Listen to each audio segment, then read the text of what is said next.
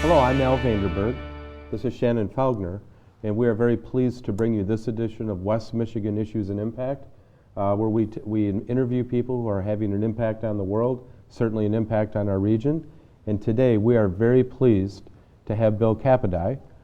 Bill and his wife Lynn Jackson, who's also his business partner and co-author, recently published The Disney Way, 3rd edition. Bill, welcome to West Michigan Issues and Impact. Thanks for having me, Al. So it's interesting how we got involved with Bill. So we rolled out our Ottawa County 4 C's initiative to take Ottawa County to the next level. One of those C's is customer service. And I was holding up the 2nd edition of The Disney Way at a Board of Commissioners work session, and I said, wouldn't it be wonderful if I could get somebody major like this to help us kick off the 4 C's and the customer service initiative? And Joe Bauman, one of our commissioners who's now our board chair, kind of looked at me quizzically, and he said, well, he lives in Ottawa County. And I almost fell off my chair. And being somebody who's never very timid about calling well-known people and saying, hey, could you work with us and do something special for your home county?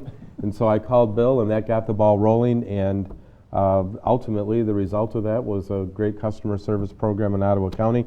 And Chapter 13 of this book is about our story in Ottawa County. So with that as an introduction, Bill, tell us some about your history. How'd you come about writing? What's the background of actually publishing a book about such an icon like Disney? Sure. Well, my background, my early consulting background revolves around a lot of analytical skills. I have degrees in economics and mathematics, and I was trained as an industrial engineer. So my early client list, we would look for ways of improving profitability and using a variety of industrial engineering and Six Sigma techniques like workflow analysis and such. In the early 80s, I started studying the Disney organization and learning about Walt's success credo that he said was his key to his success, about dreaming about new things, testing those dreams against his values or beliefs, daring to take a risk, and then doing it. About that same time, I had the opportunity to spend a year being trained by Dr. Deming, and my staff was trained by Dr. Deming. Awesome. And working with him. And as your listeners may not know, that Dr. Deming is the person who redefined the quality movement the father of the quality movement. In the world. Absolutely, yeah. And I came to the realization when I was working with Dr. Deming that looking and studying his 14 points for transformation of organizations, they really didn't have to deal with analytical skills. It had to deal with the culture of the organization. So all the analytical skills in the world, won't make a lasting change. You can make some short-term changes, but won't make a lasting change unless you attack the culture. I later joined a university to start one of the first total quality management centers in the country, and that's where I met Lynn. And Lynn's background, my co-author, my wife, my partner, is in the softer skills. She has counseling and organizational development advanced degrees. And marrying those soft skills with my analytical skills. Literally, marrying all that together, sure. Right. We were doing some great work with a lot of clients, both local clients in the Indiana area and international clients. And then in 1992, we launched Capodagli Jackson Consulting. And our goal, even when we joined the university, was to write a book about our experiences in customer service and Disney and Deming, and trying to bring this cultural transformation to more people. But as any organization, you get busy. You look at your goals at the end of the year. Yeah, we met some, we didn't meet some, and such. But finally, in 1998, we published the 1st edition of The Disney Way, and Fortune magazine named it as a best business book. And you're off and running. The rest is and history. we've since published 6 books. This is our 6th collaboration. What are the other books that you have out there, Bill? The other books we have out there are the Disney Way Field Book, which is a series of exercises and techniques that revolve around the dream, believe, dare, do principles. Okay. Another book is Leading at the Speed of Change. It was a a story about an entrepreneurial effort at AT&T, which is very interesting, but with some of the changes there, it's kind of history now. And then our latest book prior to this edition was Innovate the Pixar Way, about how Pixar was using really Walt Stream Dare Do concepts before they were acquired by Disney, probably even better than Disney was using them. So Interesting. All sound like they're very complementary to the Disney Way book then. yes. Good. So along with your role as an author, describe the other work that you do as far as consulting, that sort of thing. Sure. We really provide 3 products. The first is keynote speeches and things I do. You've heard me Yes. at various organizations talk about the key principles in the Disney Way, either on customer service, leadership, or innovation, any one of those 3 topics. The second one is a shorter workshop where we may train a smaller group of people or a large group in a conference setting, in storyboarding, storytelling, things like that. And that could range anywhere from a day to even 3 days for a small group. And then the third is how we worked with Al in Ottawa County, is a long-term consulting arrangement where we help and console and train people in these concepts and really get them to internalize them and help them. Sounds like you really dig into those organizations that you're working with Right. closely. So you've worked with countless businesses and now several governments. What do you see as a difference between working with the private and public sector? Well, there are several differences, and there are a lot of similarities as well. But I think the major difference is the profit motive. In a for-profit business, you can increase your efforts and increase marketing and put together another location and try a lot of things, where you don't have that luxury in the government. I mean, you can't take over Muskegon County. Say we're going to increase our tax base. Yeah, it's true. So I mean that's a key, and I think it's the key too that unfortunately a lot of government people tend to start to think of their customers as well. They have to come here. They don't have any choice. So if I don't service them today, they'll be here tomorrow. They can't go anywhere else, and that's unfortunate because there's a lot of synergy and there's a lot of benefit from servicing your residents that isn't as immediate as in a business. And you and I, we co-authored an article here about a year ago for PM Magazine, and one of the things that we researched in our article, if you remember, is that for every new job you bring into an economic area, that will generate over two additional jobs, I think 2.1 or so. It varies by different economic areas. So having great service in a community, in a county, in a local government is going to help attract. It's going to help keep residents in your area. It's going to help attract businesses in that area. So I mean, that's kind of a similarity that you want to start to tell your people for. I think the other thing that's really different about government, and I think that even the rank and file people in government don't realize the intricate accounting that you have to have. I mean, you have different buckets for different things, Right. and I think a lot of the workers don't realize. Well, gee, the sheriff's department's getting new vehicles. How come we can't have new things over here? Exactly. Well, that millage is set aside for this and that.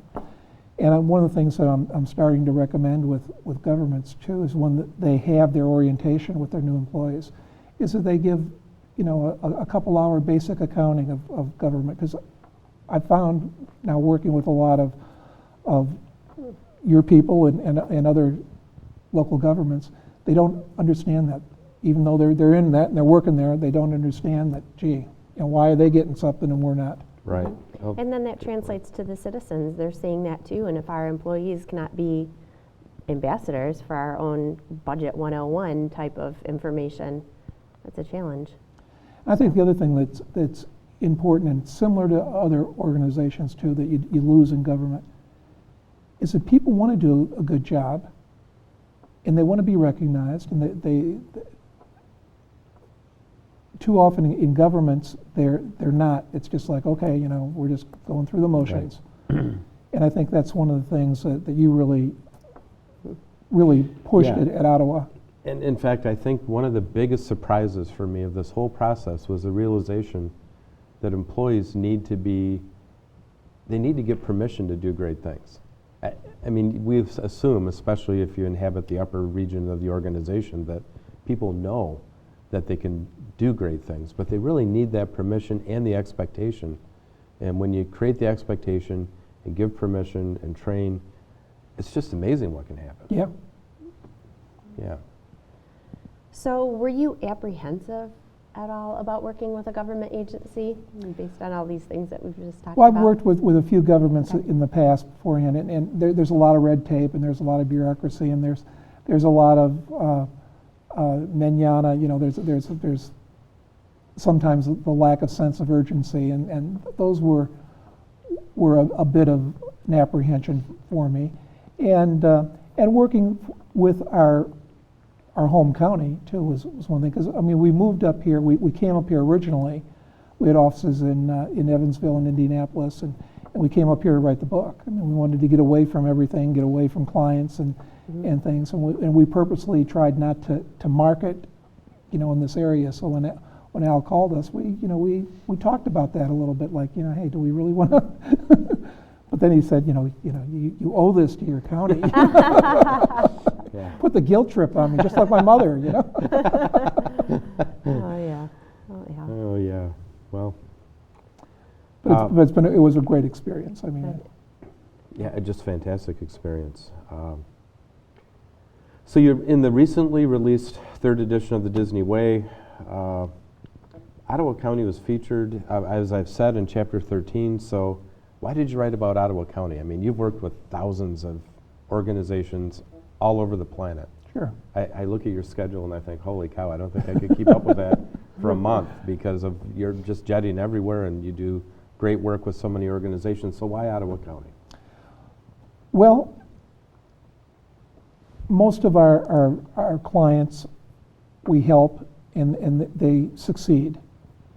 A few really get it and really soar above the rest. And as a matter of fact, even prior to working with Ottawa County, I was kicking around a book idea about, why is that? Why are some clients that they get good results, but they're not leaders of their industry, of their marketplace or such. From mom and pop operations to Fortune 500 operations. I've seen both cases. Why are there some Disneys and Four Seasons hotels and Starbucks and things that are just so much greater than their competitors? And I came to the conclusion that it's there's a new chapter in there called "The Real Pixie Dust is Love." Right. And it's really a passion for your coworkers. It's a passion for your customers. It's a passion for your product, and it's a passion for yourself. It's loving yourself. Because I think it was Leo Buscaglia, he's written a dozen books on love. He's since deceased, but he used to say you can only love another person as much as you love yourself. And I think those four things, looking at Walt Disney, those are the four things that really made him great. And I think those are the four things that you as a leader and your other leaders in the organization really embraced and really caused Ottawa County to soar above the rest and really come to a point where it was just happening. I mean, it just kind of all of a sudden we hit that tipping point, 100 monkeys, and bam. Right, Yeah, exactly. it was. So that was the reason that your passion and your staff's passion for this. As I stated, I get a lot of police departments, fire departments, and that say, "Oh, gee, we're a paramilitary organization." Well, the military is one of the best leadership training programs in the country, and I share with them some quotes. There's a quote from a Civil War General John Schofield. I think in 1879 he gave an address to West Point, and every West Point graduate has to memorize this address, and at Fort Benning Officer Candidate School, and I think at the Air Force Academy as well. And it basically states you need to show respect for your subordinates, and then they will respect you. If you don't show respect for your subordinates, they will disrespect you. So they're preaching these things in the military as well. So. Right. So you talked a lot about your book, a lot about Ottawa County. And I do have to mention, I think we have a lot to love about Ottawa County as an employee. Yeah. I mean, you know, a lot to be proud of. We have great people, the Lake Shore, so there's a lot going on for Ottawa County. So I think that, you know, that probably helped us out. But to switch gears a little bit, what types of things should an organization think about and consider? Is there a series of steps that an organization should follow if they want to create that customer service-centric culture, or right. what? Well, first of all, there's the commitment, and we do something as we did with you, and we do with all groups, whether they're in the public or private sector. When they want to embark in this, we say, okay, there's a leadership week. Put together a steering team. Steering team spends a few days together putting together the preliminary, you know, the story, the story or your vision. You know, what do you want to be like? You know, what are you striving to be? What are your values? One of my very favorite quote in the Disney way comes from Roy Disney, Walt's big brother. So when values are clear, decisions are easy. So I mean, the values really need to be clear, and everybody needs to buy into those values. And then third, we have that group put together something we call codes of conduct. We have another client who calls them codes of excellence. I like that as well. Yeah. And rather than the rules and regulations and thou shall nots, this is thou shall. You know, these are the things that we want to do. These are the behaviors we want to exhibit to support those values. So the steering team puts together a preliminary group of that. Then you get most of your leaders together for the remainder of that week to validate those issues, and then you have to spread those issues out to everyone in the organization. So those are the three things that really need to happen right up front, and they need to make the commitment to start living these. Yeah. Definitely. Tell us, first thing that comes to mind. So, what's one of the more interesting companies that you've worked with in all of your years of consulting? Well, recently, as you know, you've said you've used Tyra's picture on. Right, I have. Yes, it's an awesome picture. Yeah. Tyra Banks. As a matter of fact, I was up giving a talk to the leadership group up in Novi a year ago, January, and I get this email from a company that says, "Oh, we're a startup company, and we've read your book, and we just love what you're doing, and could you come out to LA and help us out?" So I didn't think anything of it, and I come back home and I talked to my wife and partner, Lynn, and she said, "Don't you know who that is?" I said, "No, who's that?" She said, "That's Tyra Banks. You know, it's a supermodel. She's a talk show host, actress, you know, America's top model." And when I saw her picture, I knew who it was. Yeah. So. And about the same time, McGraw-Hill asked us if we would do a third edition. So I started thinking, gee, you know, we got this great story at Ottawa. We got Tyra, and yeah, maybe we would do a third edition. So working with Tyra was very interesting. And what was so interesting about her, too, because I thought, okay, even going out there to work with her, I thought, okay, you know, it's going to be a movie star, you know, diva type thing. I tell you, any leader of any organization could take lessons from her. I mean, here is a supermodel that's recognized all over the world, that all she would have had to do is put her picture on a cosmetic line and make $1 gazillion. But she wants to make a difference. She wants to make a difference in people's lives. She has planned for this activity, launching this activity. She went to a Harvard executive entrepreneurial class for 3 years. Wow. With her manager to learn business techniques to be a CEO, and she is so focused. You know, in the 3-day, we ask the groups to make a commitment that when they come in, no side talking, be on your seats time. And then Right. at the end of the 3 days, we usually beat them up a little bit. You didn't keep your commitment. right. And things like that. Well, I tell you, I couldn't beat up Tyra's group. She was there on time. When we said started go, everyone was focused, and she was the role model for that. That's great. So she's probably one of the most interesting. The whole book, though, is filled with a variety of very interesting organizations. And Yeah. the second edition, in the first edition, we just used our clients. And some of the comments we got, well, yeah, this works if you're there helping them. That. So in the second edition, about 7 years later, we went out and looked for organizations that were embracing this and spent time with them.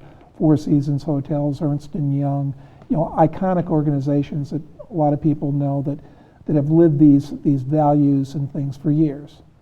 But in this edition, almost every one of the organizations in here have embraced either a transformation of their culture or have been in the startup mode like Tyra's. So there are some very interesting organizations in there. Yeah. Great. Tell us about a group that maybe surprised you in either a positive way or a negative way when you were working with them.